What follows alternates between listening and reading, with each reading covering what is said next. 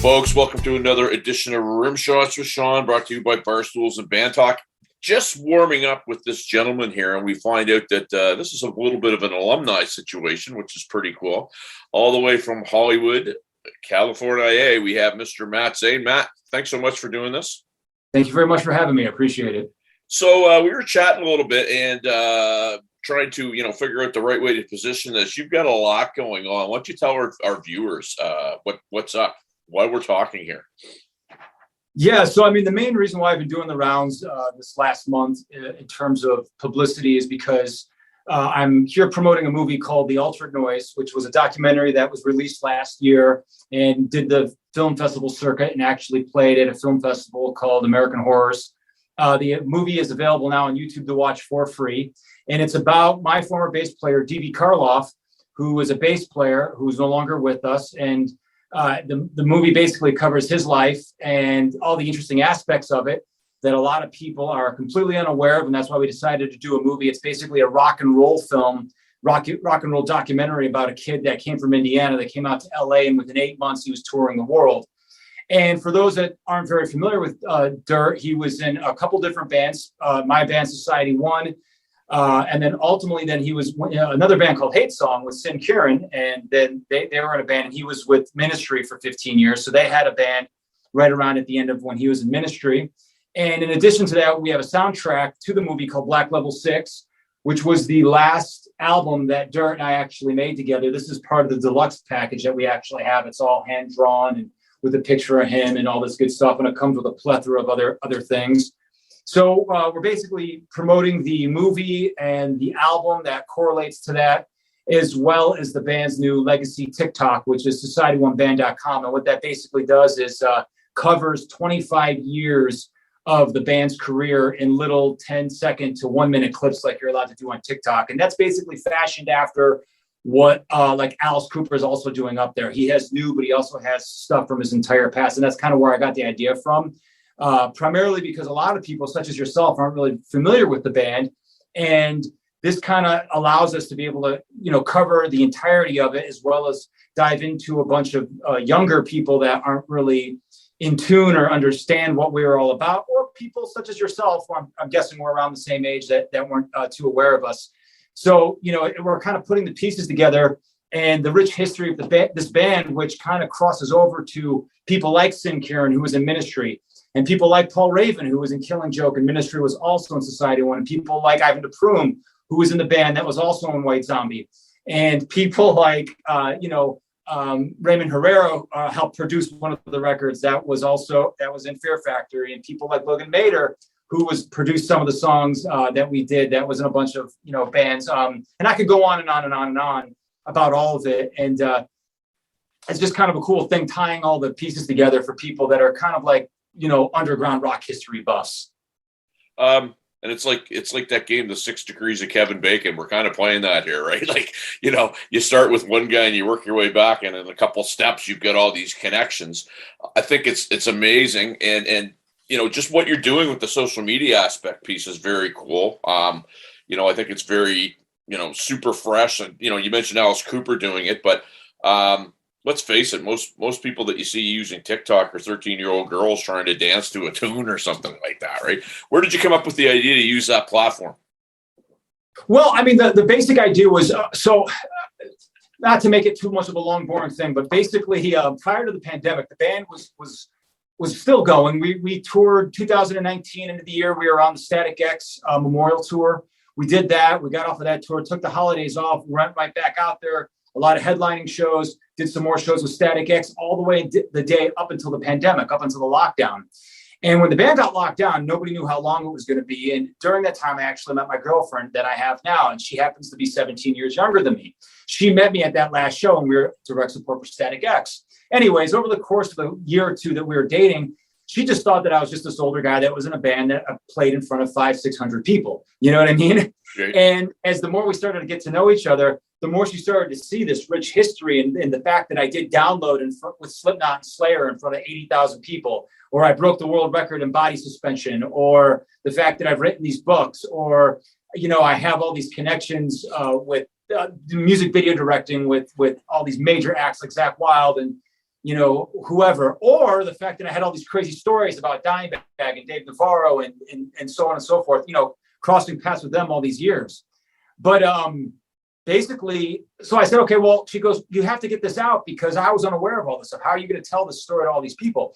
And we chose TikTok primarily because of the fact that it's the only algorithm right now in terms of social media that allows you to get outside of your friend base. So like, for people who don't really get that into tech right now, and you're using these formats like Twitter or Instagram or even Facebook, you can promote all you want and put as much content as you want up there. But the amount of people that actually gets to is this much comparatively, even if you have this many friends.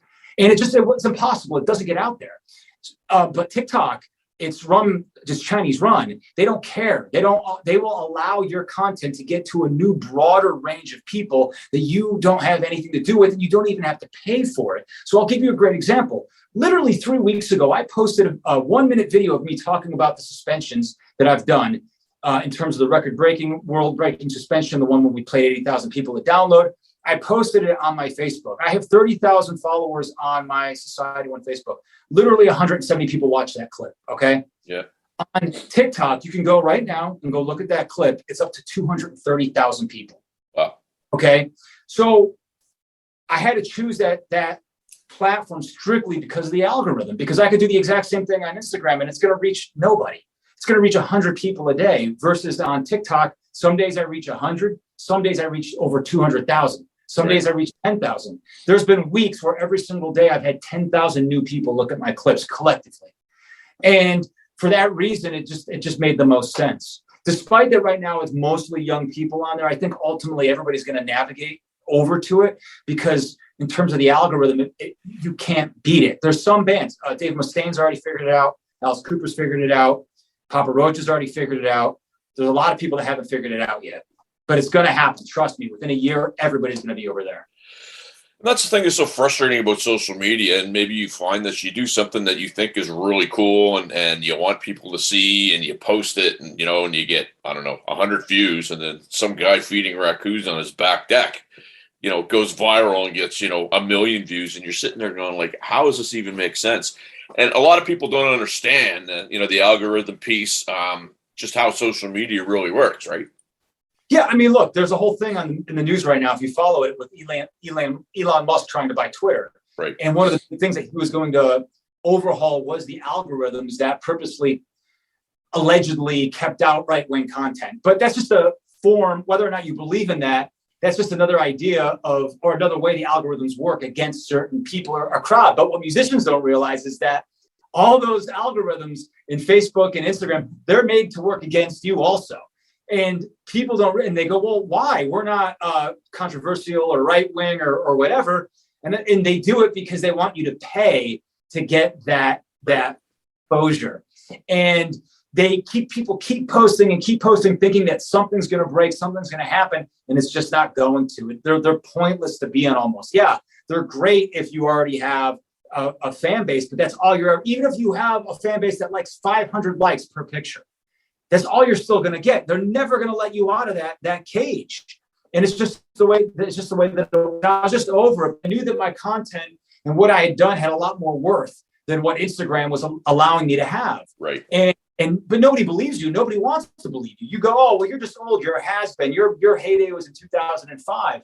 Okay, well, let's see. So I went over to TikTok. And now, next thing you know, content that's literally 20, 25, 15, 10 years old is getting tens and thousands of hits and comments and likes, and I don't even have that many followers up there yet, but it just shows you how intense the engagement really is. I only have 4,000 followers, but in terms of my likes already, my ratio of likes versus followers is already over 120,000. Right. So, I mean, there's people that have 20,000 fans up there that only have like 50,000 likes. So it shows you again how much people are really reacting and getting into the content. So again, I don't mean to be going off on it so much, but if people are watching this that are in bands, I mean, regardless of which, I'm telling you, it's once everybody figures this out and once labels figure this out, everybody's going to make a mad dash over there because that's the reality. They should really open it up like they do on all the platforms and let the people decide what is worthwhile to watch and listen to versus what they believe people should be listening to or what they think you should pay to get out there. Well, and I think it's important. No, I mean, you mentioned something there a couple minutes ago. You has been in 2005, and music's in cycles, right? So it's like, you cycle through, and something that was hot is not hot anymore, and then becomes hot in another 10, 15 years down the road. What I'm starting to see, and I played. I'm here in Halifax, Nova Scotia. I did a show on Friday and Saturday night, and there was kids in the audience that were in their mid-20s that were singing along to tunes that they weren't even born when they were happening. I started thinking it's their parents, and and that's where they're learning, and then they're finding out from their parents, and they're going to social media to try to find all this stuff because that's what they do, right? So it is important for people to know this stuff. I think that it's really important only because, like, I think that really great art, and I know that a lot of other artists have said it, it's timeless. It goes on. And the way that we normally verify whether or not something is good is how popular it is. But there are things that slip through the cracks.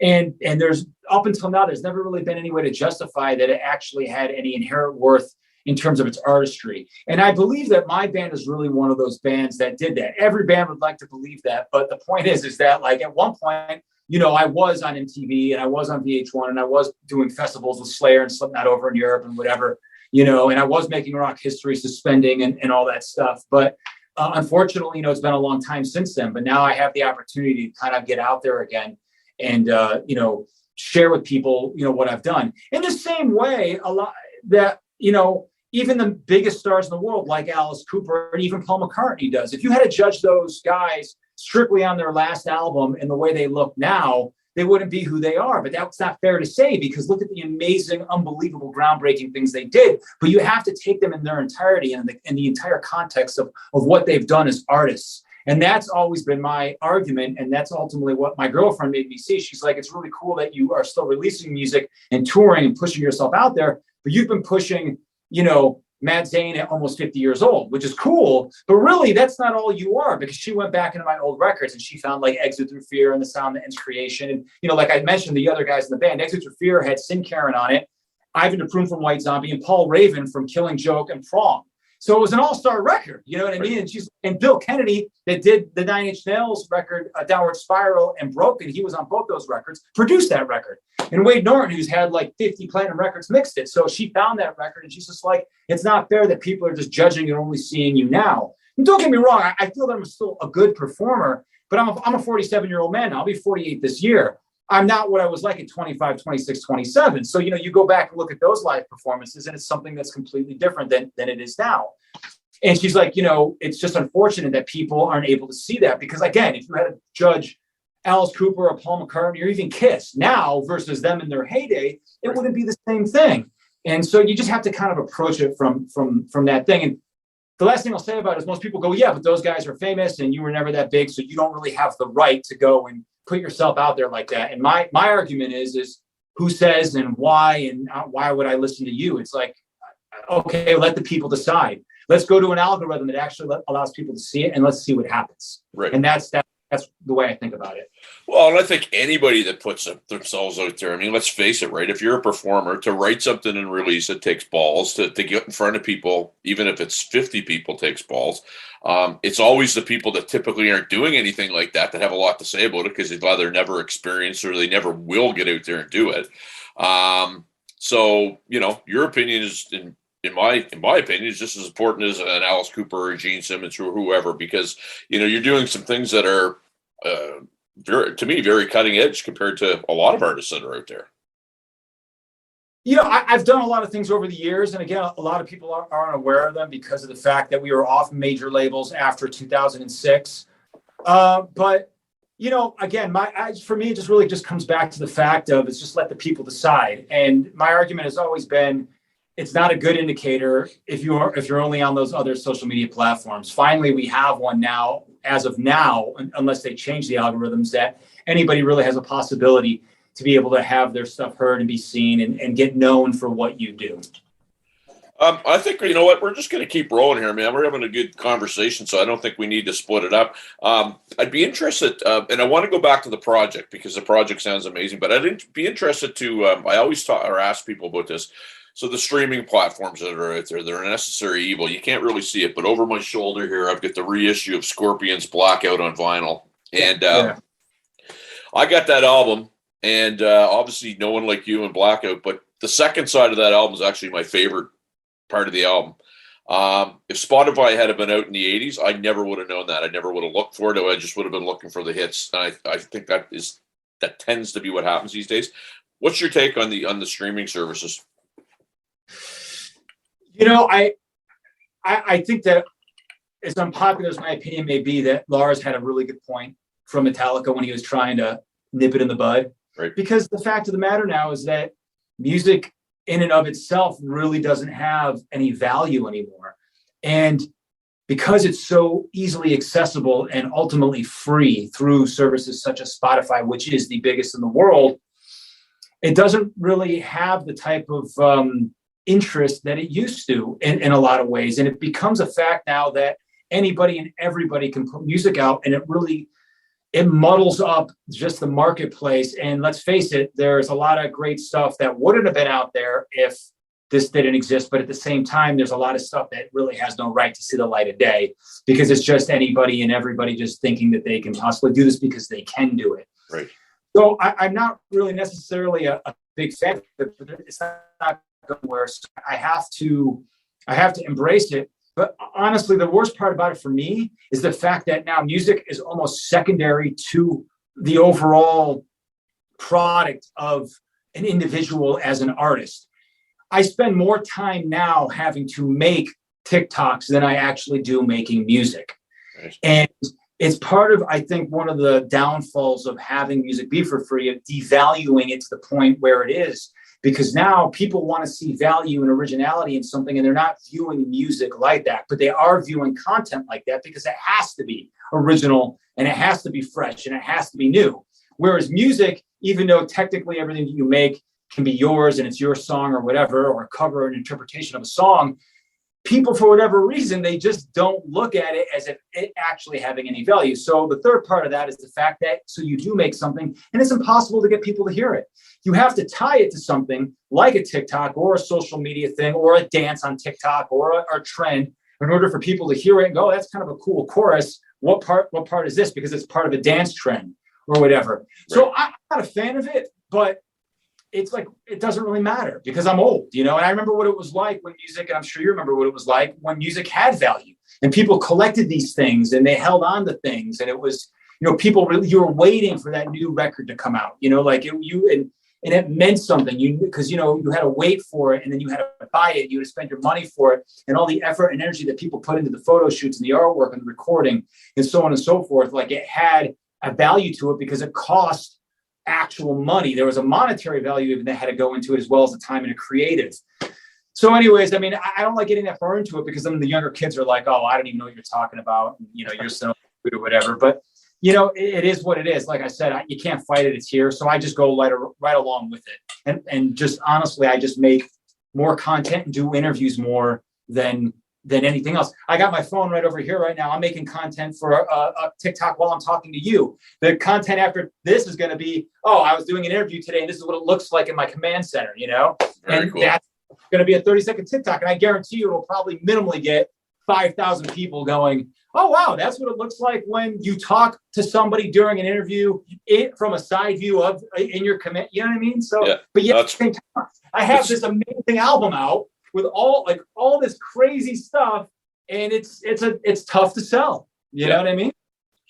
Well, okay, so and we're getting close to the wrap time here, but I want to go back to that because everybody that I've talked to, I mean, what I'm doing right now started out of, hey, we're going to be shut down. I thought it was going to be a couple weeks. It's weeks and weeks and weeks, and then now 2 years later, here we are.